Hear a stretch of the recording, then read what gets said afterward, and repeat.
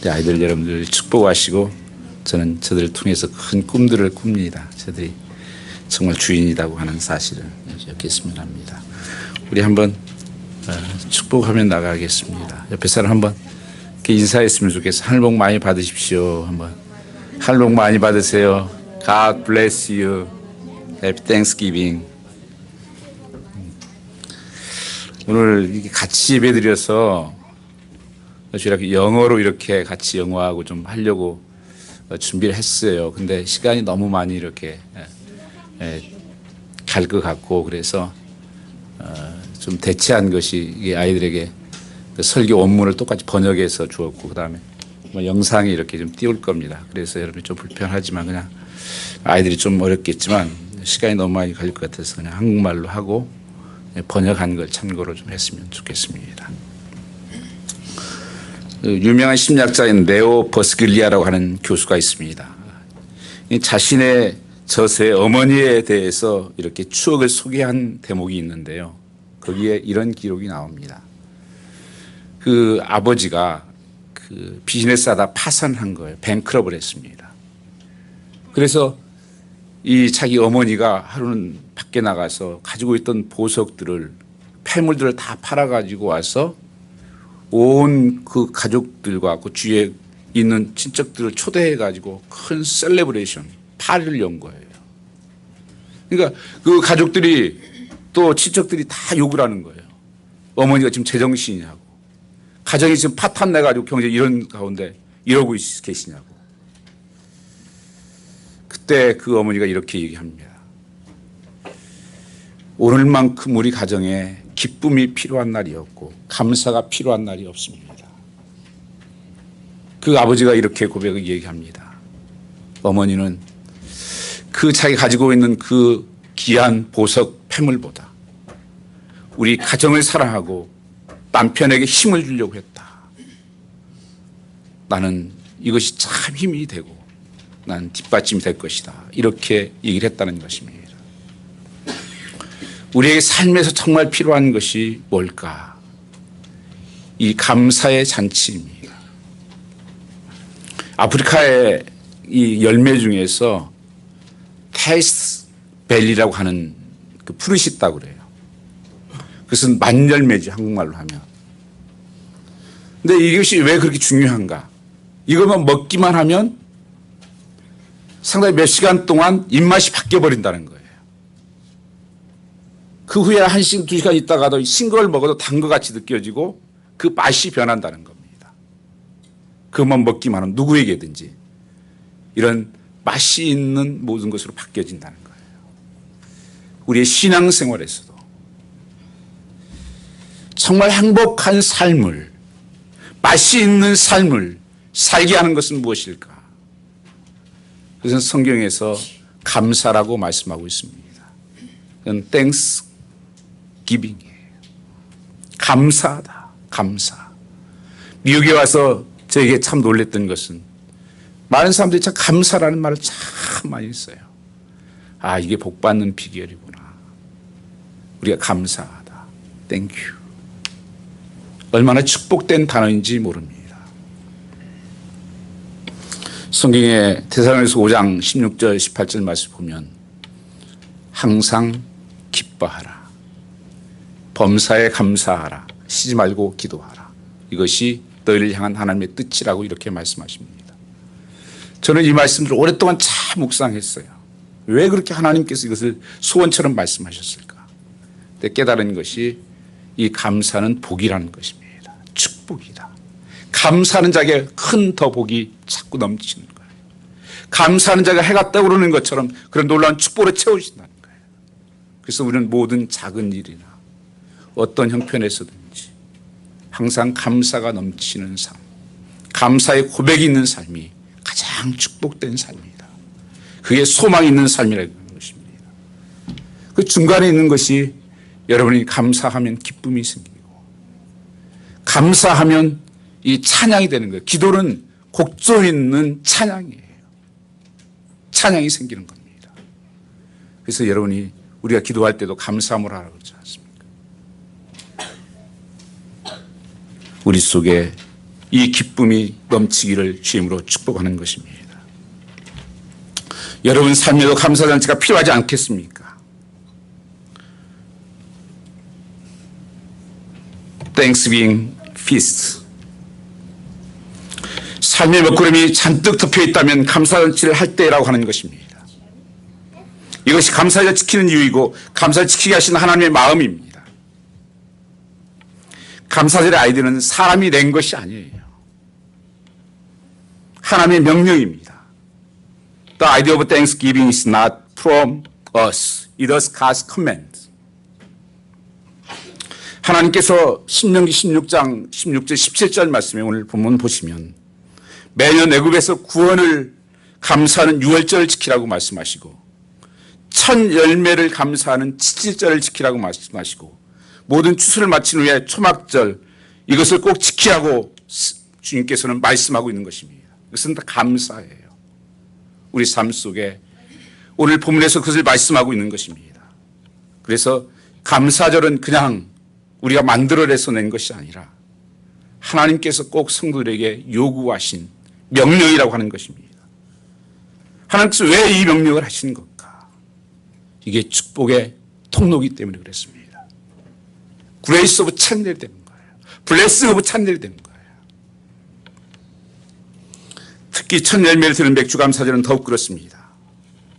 첫 열매를 맺을 때 맥주절은 그렇게 많은 열매를 거두는 게 아니에요. 첫 열매는 조금 따는 것이죠. 그 가운데서 하나님께 감사하라고 말씀하고 있는 것입니다. 이 첫 열매는 상징적인 큰 의미를 가지고 있습니다. 오늘 이렇게 여러 성도님들이 이렇게 그 과일, 야채 이렇게 가져오셨죠. 우리 교회에서도 그 호박은 농사 지은 겁니다. 텃밭에서 농사를 많이 따먹었고 또 하나님께 남겨서 하나님 감사절에 우리가 놓아두었습니다. 어떻게 말씀하십니까? 빈손으로 여호와를 배웁지 말고 각 사람이 내 하나님 여호와께서 주신 복을 따라 그 힘대로 드릴지라 그렇게 말씀하고 있습니다. 하나님께서 감사를 지키게 하시는 이유는 우리의 감사할 이유가 너무나 많음을 가르치기 위해서 그렇게 말씀하고 있다는 것입니다. 모든 것이 감사하다고 하는 것을 알게 하기 위해서 말씀하고 있습니다. 우리가 당연하게 여기는 것 중에 깨닫고 나면 감사할 것이 많습니다. 우리는 살아가면서 모든 것이 당연한 결과라고 생각을 합니다. 우연히 어떻게 내가 주어졌다고 생각을 합니다. 성경은 그런 것이 없습니다. 하나님의 늘 섭리가 있었다고 그렇게 말씀하고 있습니다. 여러분 숨 쉬는 것이 당연한 것입니까? 여러분 한 5분만 코 막고 있어 보세요. 거의 다 죽습니다. 직장에 간 남편, 학교에 간 자녀들의 집에 올 시간에 집에 오는 것이 당연하다고 생각하십니까? 어떤 분이 전에 그 한국의 다리가 무너졌을 때, 성산 다리가 무너졌을 때 그런 컬럼을 쓴 걸 보았습니다. 늘 자기 부모님께 가면서 어머님 다녀오겠습니다 이렇게 인사하고 갔었는데 그 자기가 지나간 5분 후에 다리가 무너졌대요. 그러고 나서 그 인사가 바뀌었대요. 어머님 갑니다. 이것만 한다는 거예요. 온다는 것이 당연한 줄 알았는데 그것이 아니더라는 것입니다. 오늘 내 삶 속에 주어진 모든 것들은 그냥 당연한 것이 아닙니다. 하나님의 은혜요. 하나님의 감사라고 말씀하고 있습니다. 교회 오면서 바람을 느끼고 추위를 느끼고 여기에 앉아있는 것이 우연이라고 생각하십니까? 그것이 당연한 것이겠습니까? 아닙니다.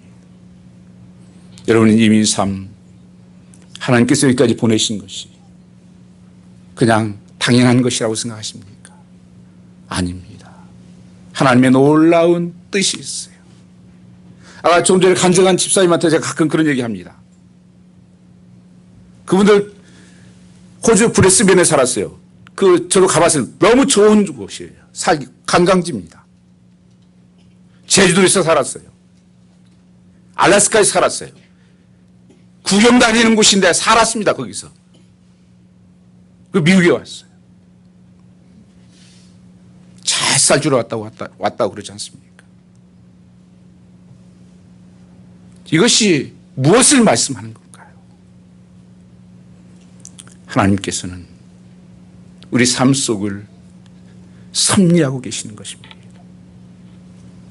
하나님께서는 더 내 삶을 하나님께 가까이 가게 하고 더 큰 축복을 부어주시기 위해서 역사하신다고 하는 것입니다.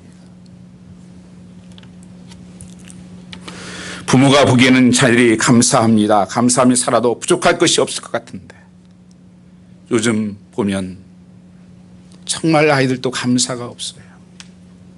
당연한 것처럼 여겨요. 제가 오랫동안 애들 중고등학생들, 청년들을 가르쳤습니다. 수련회를 데리고 가면 뭐가 끝나고 나면 뭐 수건부터 시작하고 속옷부터 시작해서 뭐 볼펜 한 무더기가 나와요. 그래서 임자 누구 거냐 다 몰라요. 내 거 아니래요 다. 귀한 것을 귀한 것으로 모르는 시대에 살고 있습니다. 매년 선교를 나가고 봅니다. 우리 여기 있는 같이 나간 친구들도 많이 있죠. 그들이 어떻게 사는지, 아기 낳고 먹을 것이 없어서 그 바닥에 있는 그 여인을 봤고, 아파도 병원에 갈 것이 없어서 그냥 바닥에 그냥 들에 이렇게 멀판지 하나 깔고 들어놓여 있는 여인. 여러분, 우리가 얼마나 감사한지 아십니까? 얼마나 하나님 주신 복이 많은지. 무엇 때문에 우리가 감사하지 못하나요? 이스라엘 백성들이 광야 생활을 할 때 광야 사는 것이 어려움이 많았지만 하나님 많은 기적을 경험하고 살았습니다. 매일 만나를 먹었습니다. 이 땅은 메추라기를 먹었습니다. 반석에서 물이 나오고 광야에서 구름기둥으로 불기둥으로 그 삶을 인도하셨습니다. 신발이 헤어지지 않게 하시고 옷이 낡아지지 않고. 그런데 민수기 21장 5절 이하의 말씀 보시면 이렇게 말씀하고 있습니다.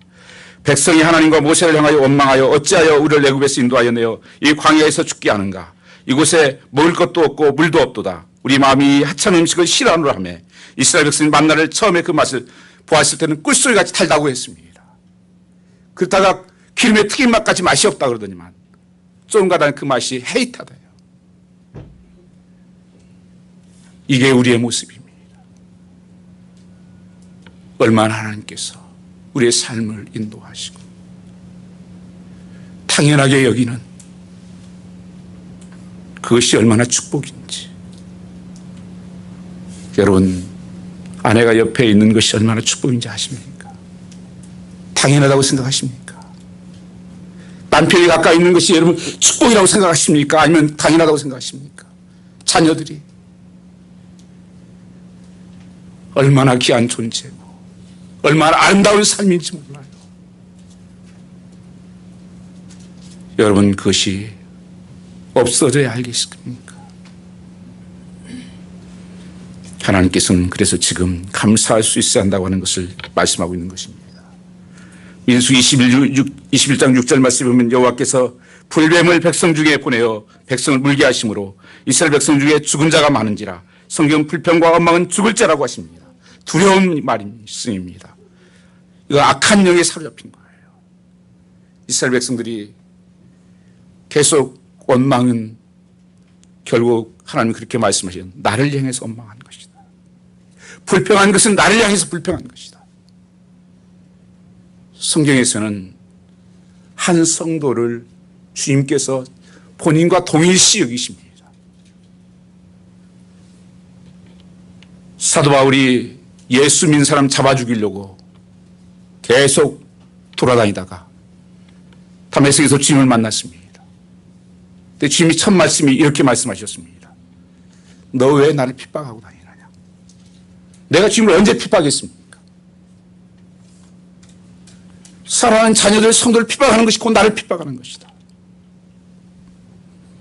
모세를 원망했던 것이 하나님을 원망한 것이었습니다. 여러분, 남편에게 원망하는 것이 하나님을 원망한다는 거 모르십니까? 부모에게 원망하는 것이 하나님께 원망한다는 것은 모르십니까? 원망 불평은 죽을 죄예요. 성경에 틀림없습니다. 그건 악한 영이 역사하는 거예요. 감사는 성령이 역사하는 영입니다. 그래서 불평하고 원망하면 여러분 좋아질 것 같지만, 해결될 것 같지만 그건 다쳐버려요. 모든 복이 닫힙니다. 그러니까 감사하면 자꾸 문이 열리게 돼 있어요. 그래서 우리 속에 정말 필요한 것이 지금 이 시대에 하나님 감사합니다. 이 감사의 기름 부으심이, 감사의 충만함이 임해야 된다고 하는 것입니다. 그래서 그 백성들이 광야에서 다 죽은 것입니다. 고린도전서 10장 10절 말씀을 보면 저희 중에 어떤 이들이 원망하다가 멸망시키는 자에게 멸망하였나니 너희는 저희와 같이 원망하지 말라. 혹시 좋은 사람을 찾고 계십니까? 만약 불평과 원망과 화가 많다면 좋은 사람이 아닙니다. 그런 사람 오래 만나지 마세요. 그런 사람 같이 비즈니스 하지 마세요. 그런 사람 결혼해서 만나면 안 돼요. 불평과 악령의 역사이기 때문에 그렇습니다. 그 삶이 절대 축복되지 않아요. 제가 여러분에게 그냥 하는 말이 아닙니다. 이건 성경 말씀이 분명한 진리예요. 민수기 말씀에 이스라엘 백성들이 계속 원망하니까 하나님께서 이렇게 말씀하십니다. 그래, 너희 말하는 대로 내가 들어줄게. 하나님께서 40년 끌고 다니다가 갈렙 여호수아 남기고 다 죽였어요. 날마다 죽겠대요. 죽겠대. 배고파 죽겠고 추워 죽겠고 목말라 죽겠고 뭐든 죽겠대요. 돈 써야 돼. 뭘 죽어요 죽긴. 하나님이 나의 아버지 되시는데, 하나님이 나와 함께 하시는데, 아브라함이 갈대 우르 지방을 떠날 때 의지할 것이 없었습니다. 믿을 것이 없었습니다.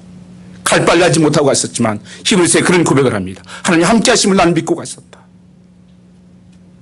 하나님 바라보면 감사가 나오는 것입니다. 하나님을 믿으면 감사가 나오는 거예요.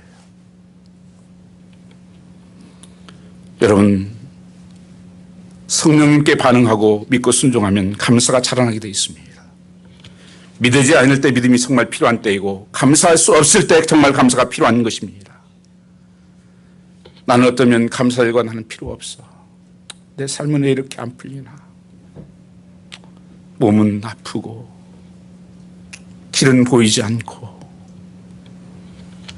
그때 여러분 정말 감사가 필요한 사람입니다. 그러므로 감사하게 하신 하나님의 뜻은 우리에게 복을 주시려 하는 것이라고 말씀하고 있는 것입니다. 불평한 모든 것이 막히지만 주님의 말씀대로 하면 이루어지고, 감사하면 이루어진다고 하는 것입니다.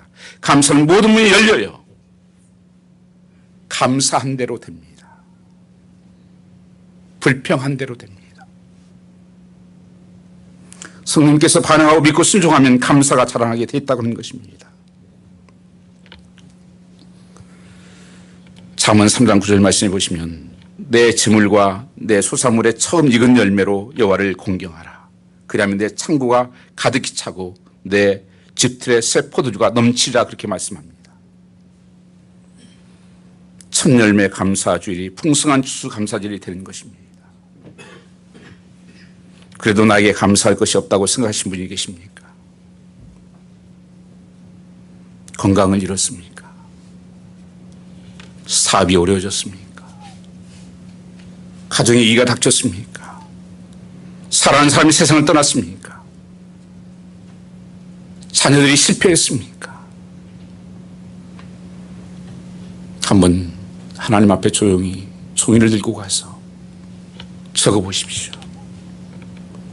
주님께 한번 물어보고 써보시기 바랍니다. 우리가 정말 듣기 원하는 성령께서 분명히 말씀을 하실 것입니다.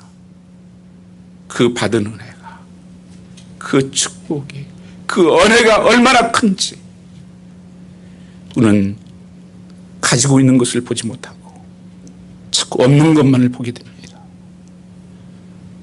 수만 가지 복을 받았지만 몇 가지 없는 것을 가지고 인생을 불행하다고 원망하는 것입니다. 가족들이 고백할 수 있기를 원합니다. 서로가 감사합니다. 한번 여러분 같이 한번 옆에 해보세요. 감사합니다. 진심으로 한번 해보세요. 옆에서. 감사합니다. 감사합니다. 고마워. 고맙습니다. 얼마나 아름다운 단어인지 몰라요. 가정에서 매일 삶이 하나님 감사해. 작은 일에도 감사해. 하나님 감사해. 하나님 고마워. 아들아 고맙다. 여보 고마워. 그러나 하나님께서 감사를 통해서 우리에게 깨우치는 것이 또 하나 있습니다. But there is another thing God wants to remind us through Thanksgiving. 그것은 감사는 주님께만 드리는 것이 아니고 어려운 이웃들을 위한 배려가 있어야 진정한 감사라는 것입니다. It's not just a time to express gratitude. 미국에서 추수감사를 지키는 것은 1620년 청교들이 피르탄들이 69톤짜리 배를 타고 102명이 출발해서 프리머스 산까지 오는 삶을 통해서 시작됐습니다. 약 60일 걸려서 그들이 올 때 그들의 삶이 얼마나 고도 11월 9일 날 도착했습니다. 지금도 가보면 거기 메이플라워 그 작은 배가 있고 거기에 묶었던 낙이 있고 그들이 살았던 삶의 촌이 있습니다. 그날 겨울을 지나면서 43명이 죽습니다. 치유와 굶주림 때문에 농사를 지었는데 아무것도 토양이 안 맞아서 씨를 좀 가지고 왔는데 안 맞아서 농사 안 된 거예요. 그 다음에 농사를 지어서 그 하나님께 감사해서 인디아들 90명을 초대해서 하나님 앞에 그 나눔의 잔치를 감사의 잔치를 하는 것이 유래가 된 것입니다. 오늘 보면 11절 말씀을 보면 너와 내 자녀와 노비와 내 성중에 있는 내 인과 및 너희 중에 객과 고아와 가부가 함께 내 하나님 여호와께서 자기 이름을 두시려고 택하신 곳에서 내 하나님 여호와 앞에서 즐거워할지니라. 너는 애굽에서 종되었던 것을 기억하고 이 규례를 지켜 행할지라고 말씀하고 있습니다. 오늘 하나님 말씀을 마음에 깊이 새겨야 합니다. 이 말씀을 잘 지키면 우리의 삶이 완전히 뒤집어집니다. 항상 주님만을 바라보고 사는 것이 아니고 가난하고 어려운 사람들 사랑하고 사는 것입니다. 제가 요즘 저 자신에도 그렇고 성도들에게 기도하면서 특별히 자녀들에 대해서 기도하면서 이런 기도를 합니다. 마태복음 25장에 있는 말씀처럼 마음을 다하고 성품을 다하고 뜻을 다하고 힘을 다해 주 너의 하나님을 사랑하라. 하나님을 사랑하는 그런 우리 아이들 되게 해주십시오. 그리고 내 이웃을 내 몸처럼 사랑하라. 이 균형이에요. 성도는 하나님만 사랑하는 것이 아니라 내 이웃을 내 몸처럼 사랑하는 것입니다. 교회가 그래야 되는 것입니다. 그 복받은 것으로 나만 먹고 사는 것이 아니라 함께라고 말씀하고 있는 것입니다. 이스라엘 성들은 농사를 지면 사각 모퉁이 있는 거는 베지 않습니다. 그 어려운 이웃들을 배려한 것입니다. 그리고 이삭이 떨어지면 죽지를 않습니다. 그들이 주워가라고 놔두는 것입니다. 그래서 어려운 사람들과 함께 나누는 것이 이스라엘 백성들의 하나님께서 요구하시는 그 말씀이었습니다. 그게 계산하면 약 30분 일이에요. 그래서 우리 삶 속에서도 한 달에 하루거나 난리에 살지 않고 어려운 이웃들과 내 도움이 필요한 사람들에게 함께 나눠야 하는 것입니다. 그래서 우리 매달 첫 주에 드리는 오병이 헌금은 우리 교회에서 쓰는 게 아니에요. 어려운 이웃들을 위해서 나누고 섬기는 것입니다. 항상 주님만 바라보고 사는 것이 아니라 가난하고 어려운 사람을 사랑하고 사는 것입니다. 프랭크 누박이라고 하는 분이 이렇게 얘기했습니다. 우리 영혼에는 두 개의 문이 있다고. 한 문은 하나님을 향해 열리고 다른 하나는 다른 사람을 향해 열리는 문이라고. 우리 마음속에 두 문이 활짝 열리면 우리는 하나님의 은혜의 통로, 축복의 통로가 된다고 했습니다. 하나님이 사랑하며 이웃을 내 몸처럼 사랑하는 말이 아닌 그 삶이 있어야 한다고 하는 것입니다. 그래서 이 감사절은 우리만의 잔치가 아니에요. 정말 하나님, 나의 도움이 필요한 사람들, 나의 사랑이 필요한 사람들, 내 이웃이 누구예요? 나의 도움이 필요한 사람 다 이웃이에요. 내 사랑이 필요한 사람 다 이웃이에요. 내 물질이 필요한 사람 다 이웃입니다. 하나님께서 없는 것으로 하라가지 않아요. 항상 내게 주어진 것으로 사랑하라고 말씀하고 있는 것입니다. 그래서 예수님께서 주면 넘치도록 받을 것이라고 말씀하고 있는 거예요. 그래서 감사는 축복이 되는 것입니다. 누가복음 6장 38절 말씀을 보면 주라 그리하면 너에게 줄 것이요 곧 후에 누르고 흔들어 넘치도록 하여 너에게 안겨주라고 성경 말씀하고 있습니다. 기도도 양쪽 문이 열려야 하는 것입니다. 구하라 그리하면 너에게 주실 것이라. 찾으라 그러면 찾을 것이요 두드리라 그러면 열릴 것이다. 구하는 이마다 받을 것이요 찾는 이마다 얻을 것이다. 말씀하고 있는 것입니다.